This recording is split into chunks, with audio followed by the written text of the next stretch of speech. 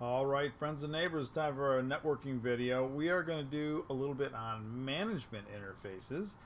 I had a couple of requests for something that goes beyond just the normal VLANs, things like that we talk about. So, without further ado, management interfaces.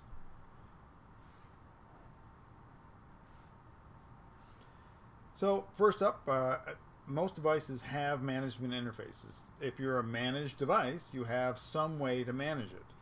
Now, a lot of times we just give a device an IP address, and you can browse to that IP address and then do all the configuration. And we see this all the time in something like a wireless home gateway, right? Your wireless home gateway is your default gateway for your devices in your home, and then to configure it, you just browse to that particular IP address. Well, in the real world, we don't want to do that for a number of reasons. One is that address is also on the production network, but we'll talk about that here in a second. So the management interfaces that we're used to talking about is VLAN 1, right? So VLAN 1 is called the management VLAN. It's special for a couple of reasons. One is when we assign VLANs, or we assign IP addresses, let's try that again. When we assign hosts to VLANs, we put them in sort of a virtual switch, right? And we're all of a sudden controlling all the broadcast, unicast, and multicast traffic. Okay, the minute we do that, and then we start using trunks, because we have lots of switches out there, well, all of that traffic becomes tagged traffic when it's on the trunk. Well, VLAN 1 is often called the management VLAN because the traffic is untagged. Well, why is it untagged? Well, it's untagged because it's the native VLAN. Now, you can change the native VLAN around, but today we're just going to stick with VLAN 1. Routers have a management interface called the loopback. Now, again, you could use the IP addresses on the interfaces, but those are on your production network, and a lot of times we don't want to do that. Access points, of course, have a bridged virtual interface or bridge virtual interface. A lot of times just referred to as BVI1. Well, what do we use them for? Well, we use them for exactly what they sound like. We use them to manage. So if you want an interface that you're going to telnet to or SSH to, then a lot of times we use the management interface to do that. The nice thing about a management interface is it's a logical interface. It's always up because it's not tied to any particular physical interface. So say, for example, that you were telnetting or SSHing to a router's IP address, and that IP address was connected to or configured as part of the interface itself. The minute that interface goes down, you can't talk to the router anymore. The other concept here is that what we're building is a management network that's completely separate from the production networks, and that's a really important point. So you don't want anybody that's on the production networks to be able to touch your management interfaces. We run routing protocols on our management interfaces a lot of times. And that means that we have to decide how we're going to get there. So we have to, a lot of times, route to our management interfaces. Okay, well, that's a whole lot about stuff. Let's actually get to a practice build here in Packet Tracer. So we're going to start by putting a couple switches out here, and we're going to use, for this particular demo, some, whoops, that's not that one. We don't want that guy. Let's get rid of you. And we're going to put a couple of multi-layer, well, we could do it with regular switches, but I'm going to go ahead and just use multi-layer switches to be consistent across the board here. And we're going to connect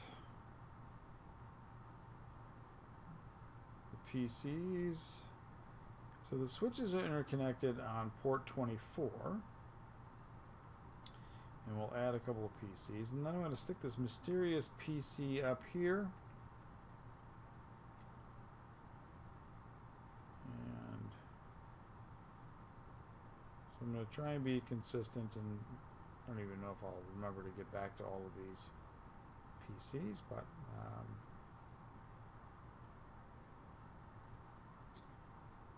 we'll put that one in. So what I'm going to do is create two VLANs on each switch, and maybe just to get get some idea here. I'm going to create 2 networks, and then my gateway, I'm going to do 101.254, and so we'll do like this. This will be 192.168.101, like that. There we go. And 168.101. Oops. We'll make this guy 102.1. 192. 168.101.2 and 192.168.102.2. Now what I'm going to do for my my gateways here, I have multi-layer switches, so we're going to do a bunch of things on the multi-layer switch now, and this is probably the important part of the config.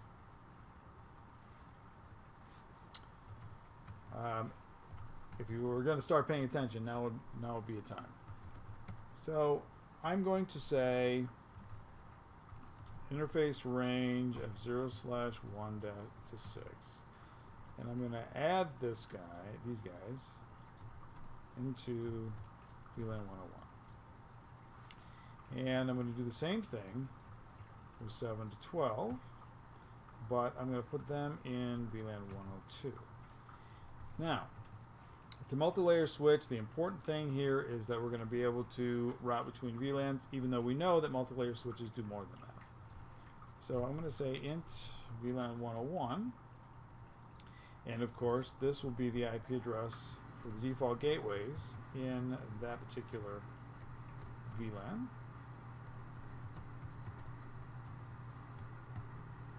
And we'll just give a no shut to this real quick.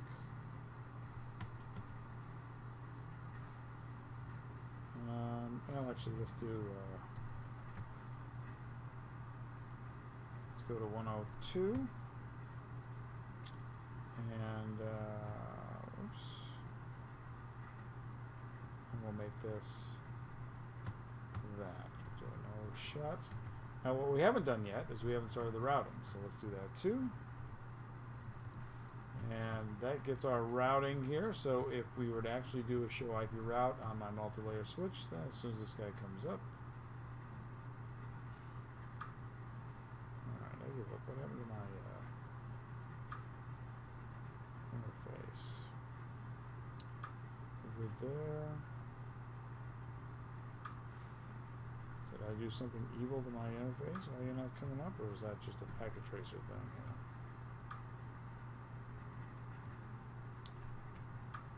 Alright, let's see if we can help it out here. Int f0/1.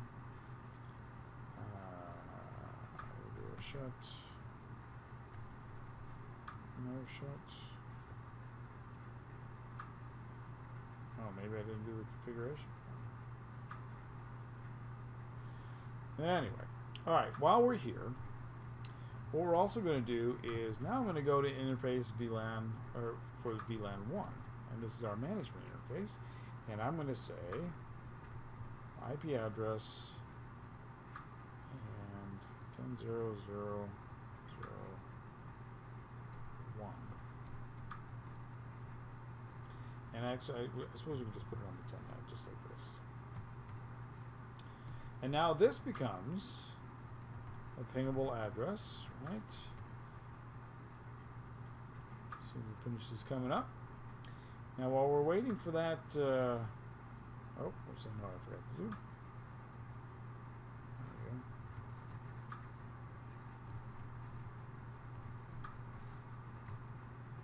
There we go. There we go. All right. So let's do the same thing over here. I think we have an issue with my interface here. So let's get rid of this.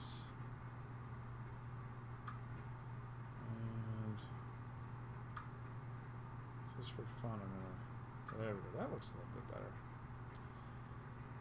I'm going to go over here to my other switch.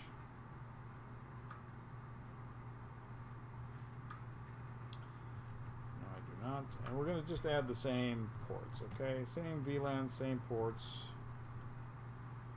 0/1 to 6. Now on this side, we do not need to do the routing because we already have a router.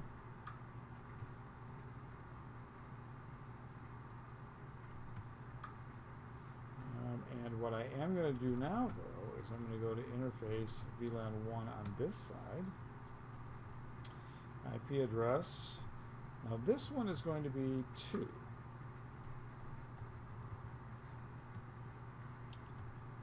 we'll bring this guy up. Now one of the reasons that we have to bring it up is because we don't have any ports in this particular VLAN, right? There's nobody actually resident there. Oh, there is one other thing we forgot to do. So let's make sure now. A lot of switches will automatically negotiate the trunking parameters, but we're going to make sure that it's there. So we're going to say switch port trunk encapsulation .1Q. This is our trunking protocol. And just for fun, the other command that goes along with this, switch port, mode trunk. That's not going to work. Let's try this one. There we go. Okay, and we'll do the same thing over here. See, now we've already got some negotiation trying to happen here, but we're going to help the switch out a little bit. Switch port trunk encapsulation .1Q and switch port mode trunk. Now again, a lot of times this will be negotiated for you. All right, and I'm going to go ahead and finish some configuration on my PCs.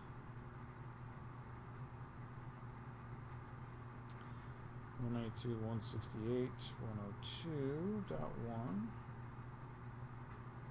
and your gateway, of course, 192.254.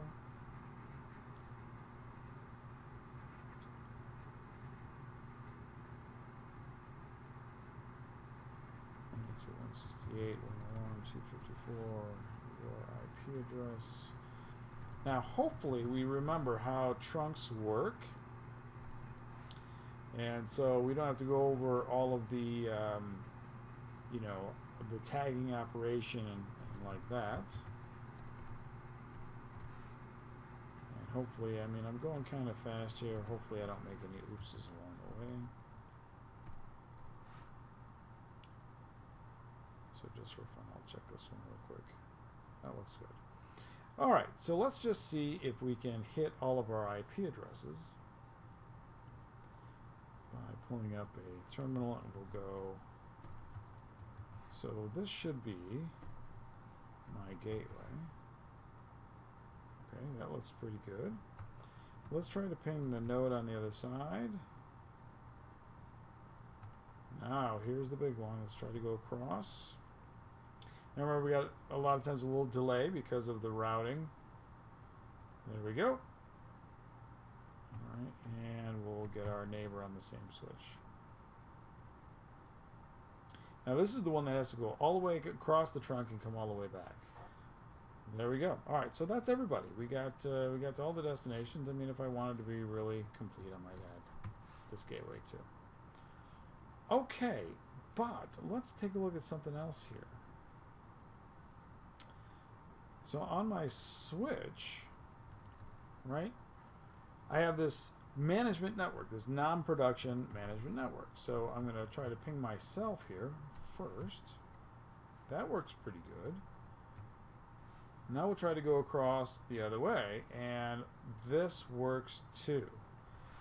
So now all of a sudden I have a way to go across my trunk line, and I don't have any nodes attached. So now the two switches have an IP address that's on this separate management network, and what I'm telling you is that when the traffic goes across the trunk, because it's native, it is not tagged. So I don't need any special forwarding instructions for it. All right, so now let's take a look at our PC here. And I'm going to connect this PC into a port that's still in VLAN 1. And I'm going to go ahead and give it an IP address here. I'm not going to give it a gateway. Okay. I'm just going to put this guy out here on the 10 net again. Now, so let's remind ourselves about a couple of things here. This switch right here is doing IP routing. It has two IP addresses that are routed and another IP address that is part of its management interface. Oops. Okay. This switch is just this guy here. And remember that our management interface is VLAN 1. So, what happens if I'm on this mysterious PC? Oh, let's do that. Well, go ahead and do the ping first and then we'll label it. What happens if I'm on this PC and I want to try to get to my neighbor? All right, remember that this PC,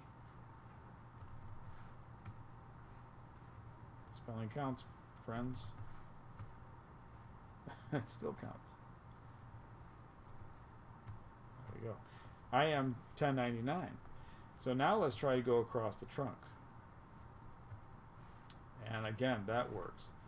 So this PC is sitting out here. It is 10.0.0.99, and it is connected to VLAN 1. It has no idea that it's connected to VLAN 1, but it is. Okay, so now we have all this management traffic that can get across to all of these interfaces. So if I was out here and this was the node that I was, this was my management node, so I might even say something like this, right? We could say, we'll call this our management node, and maybe SSH, HTTPS, GPS, whatever it is you were going to use to manage.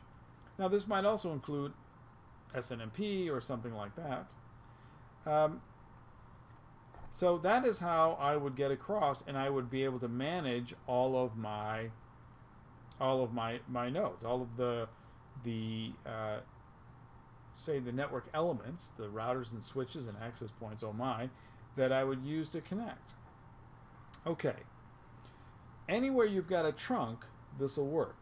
But what if we've got something out here that's maybe not on a trunk? How do we get to that? So now let's take a router, okay, and I'm going to connect this router into our topology in the same way that that we were before. So I'm going to send them into port 3, and I'm going to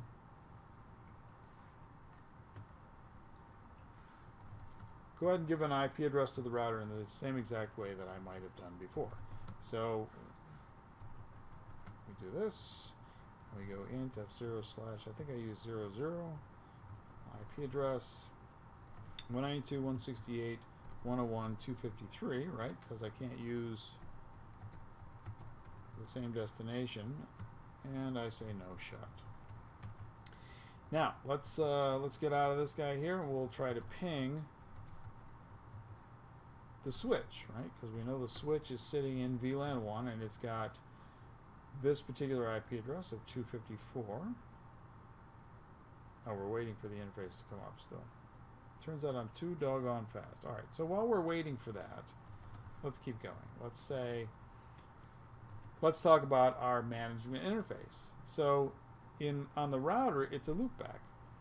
So I could say just L, but let's go ahead and spell it out. I'm going to go to interface loopback 0. Now I could say another name or another number, but this is the one we're going to use, okay? And I'm going to give it an IP address. Now the IP address on my management network, that's the 10 net. That's what I'm using. So I want to give my excuse me, my router an IP address on the 10 net as well. So something like this. Okay. So now, if I was going to try to ping, you know, my own addresses here, there you go. I can get to myself, and this is that downstream switch. So on the switch now, can I get up to the router? So I try to ping 192.168.101.253.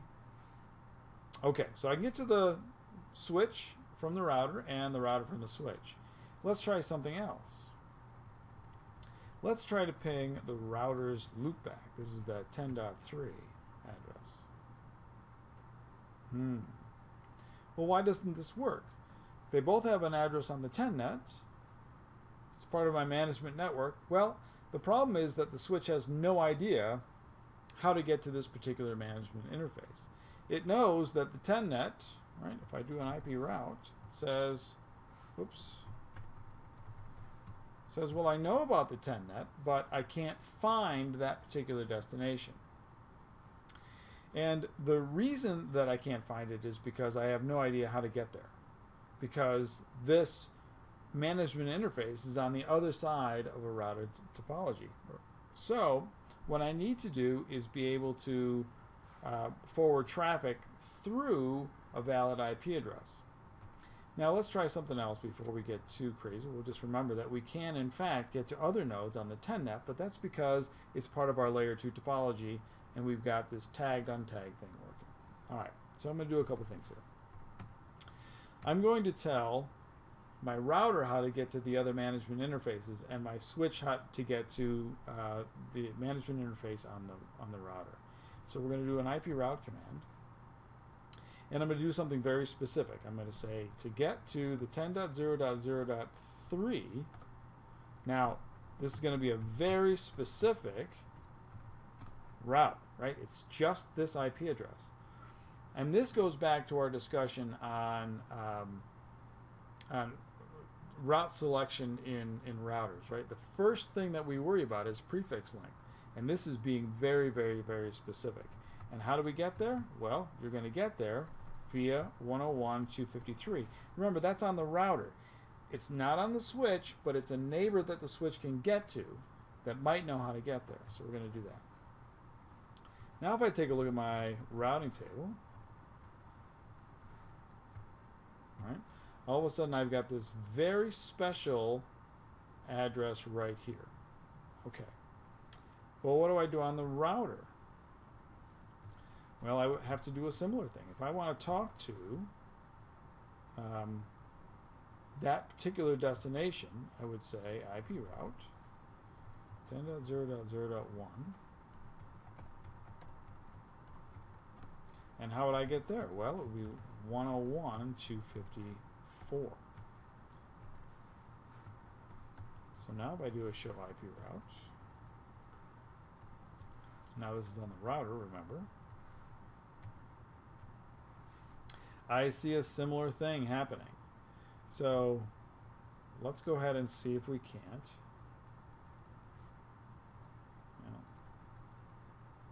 We already know we can get there. Let's see if we can get to the other management interface. And there we have it. And so that is how you would get to management interfaces that were on routers. Now, would I want to add all of these static routes everywhere? Probably not. And this is why often we see that management interfaces are included in routing updates. But what we try to avoid is allowing production network traffic to get to our management interfaces. Okay, I think that'll do it for management interfaces. Now we see sort of how we configure them and what they're used for. They're really, really important part of production networks. Thanks for watching, thanks for listening, and may your packets always reach their destinations.